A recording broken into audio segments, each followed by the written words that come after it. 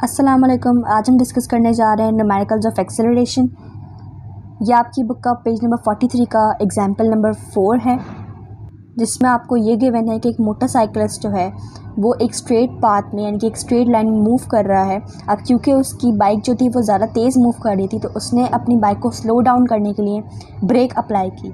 तो जो वेलोसिटी थी जब बाइक तेज़ थी तब वेलोसिटी थी 10 मीटर पर सेकेंड, और जब हमारे पास ब्रेक लगाई गई तब जो वेलोसिटी हुई वो 3 मीटर पर सेकेंड हुई, यानी कि स्लो डाउन के बाद 3 मीटर पर सेकेंड हुई, और टाइम इसमें जो लगा है वो 5 सेकेंड का टाइम लगा है।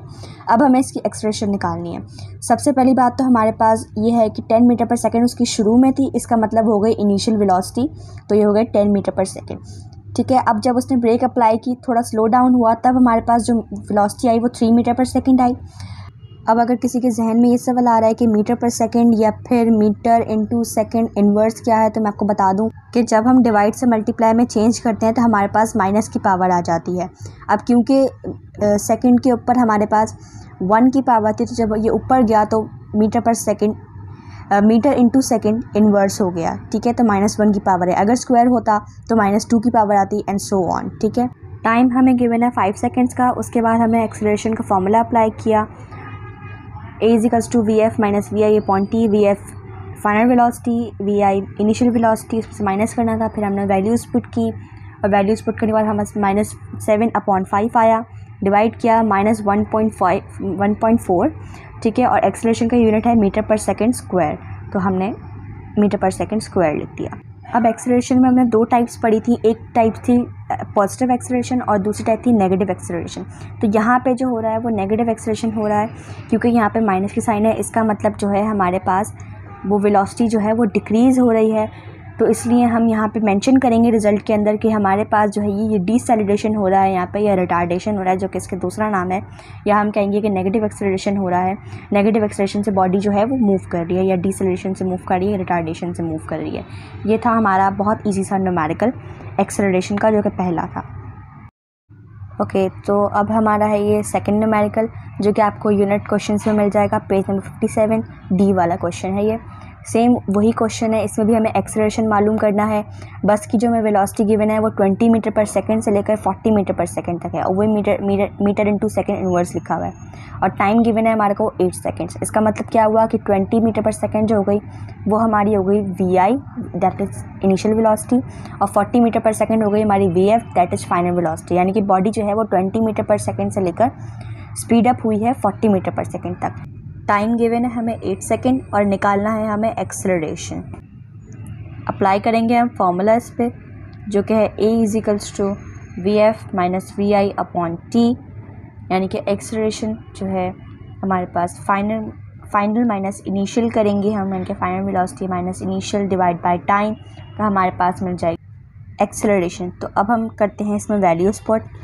vf की वैल्यू हमें गिवन है 40 मीटर पर सेकेंड, उसमें से हम माइनस करेंगे इनिशियल वेलोसिटी यानी कि 20 मीटर पर सेकेंड को, डिवाइड बाय हम 8 करेंगे क्योंकि हमें टाइम गिवन है 8 सेकेंड। देन हम रिडक्शन करेंगे इसमें से। रिडक्शन करने के बाद हमारे पास आंसर आ रहा है 5/2।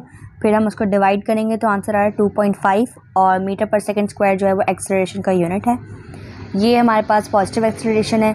पॉजिटिव एक्सेलरेशन मेंशन करने की ज़रूरत नहीं होती है, लेकिन हमारे पास जो नेगेटिव एक्सेलरेशन अगर किसी आंसर आया होता है किसी का, तो वो हमें मेंशन करना रिज़ल्ट में हमेशा ज़रूरी होता है। और रिज़ल्ट, सॉल्यूशन और डेटा, इन 3 चीज़ों के मार्क्स होते हैं। ये 3 चीज़ें आपने हमेशा लिखनी होती हैं। अगर आप डेटा लिख रहे हैं तो आप रिक्वायर्ड भी लिखेंगे, लेकिन अगर आप गिवन लिख रहे हैं तो गिवन में आपको रिक्वायर्ड लिखने की ज़रूरत नहीं है। आज की वीडियो का हमारा ये 4th न्यूमेरिकल, जो कि हमसे ये कह रहा है कि a bus start from rest and travels along a straight path. Its velocity becomes 15 meter per second in 5 seconds. Calculate acceleration of the bus. यानी कि एक बस जो है वो स्टार्ट हो रही है रेस्ट से, ठीक है, उसके बाद उसने कोई डिस्टेंस जो है वो कवर किया है, तो उसकी वेलोसिटी बन गई 15 मीटर पर सेकेंड, और जो टाइम इसने इस दौरान कवर किया है वो है 5 सेकेंड्स। ठीक है, अब हमें इसकी एक्सेलरेशन निकाली है। अब हमने सबसे पहले ये पढ़ा था, जब मैंने आपको टिप्स एंड ट्रिक्स सिखाई थी, उसमें मैंने आपसे ये कहा था कि जब एक बस जो है वो रेस्ट से स्टार्ट होती है तो उसकी इनिशियल वेलोसिटी हमारे पास आ जाती है 0।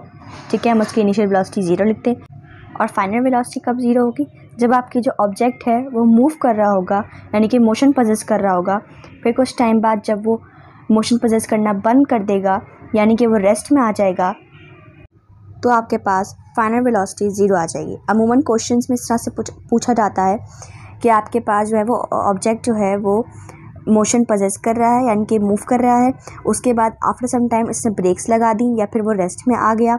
इसका मतलब क्या हो गया, हमारे पास तब फाइनल वेलोसिटी जो हो जाएगी वो 0 हो जाएगी, क्योंकि उसमें ब्रेक्स अप्लाई कर दिया, यानी कि जो वो ऑब्जेक्ट है वो रेस्ट में आ गया है।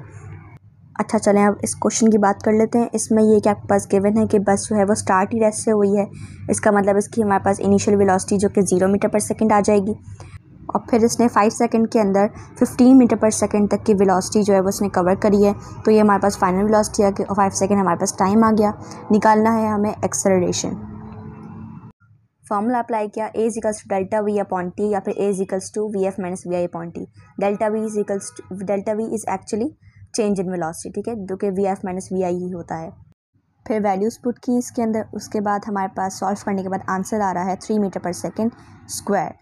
एक्सेलरेशन का यूनिट मीटर पर सेकेंड स्क्वायर, वेलोसिटी में मीटर पर सेकेंड। इसके बाद हमने कर दी रिजल्ट फॉर्मेशन। आप चाहें तो रिजल्ट की हेडिंग डाल के रिजल्ट लिख सकते हैं, थस करके लिख सकते हैं, देयरफॉर करके लिख सकते हैं, हेंस करके लिख सकते हैं। मैं आपको सजेस्ट करूँगी कि आप हेडिंग डाल के, रिजल्ट की हेडिंग डाल के आप लिखें, ताकि उससे ज़्यादा प्रोमिनेंट होगा, क्योंकि सिंध बोर्ड वाले आपको पता है कि लंबा चौड़ा काम ही मांगते हैं। ओके, सो ये थे आपके बुक के कुछ न्यूमेरिकल्स एक्सेलरेशन से रिलेटेड। लेकिन अगर आप चाहते हैं कि मैं एक्स्ट्रा न्यूमेरिकल्स अपलोड करूँ तो आप मुझे कमेंट करें, मैं फिर आपके लिए एक्स्ट्रा न्यूमेरिकल्स की वीडियो बनाती हूँ।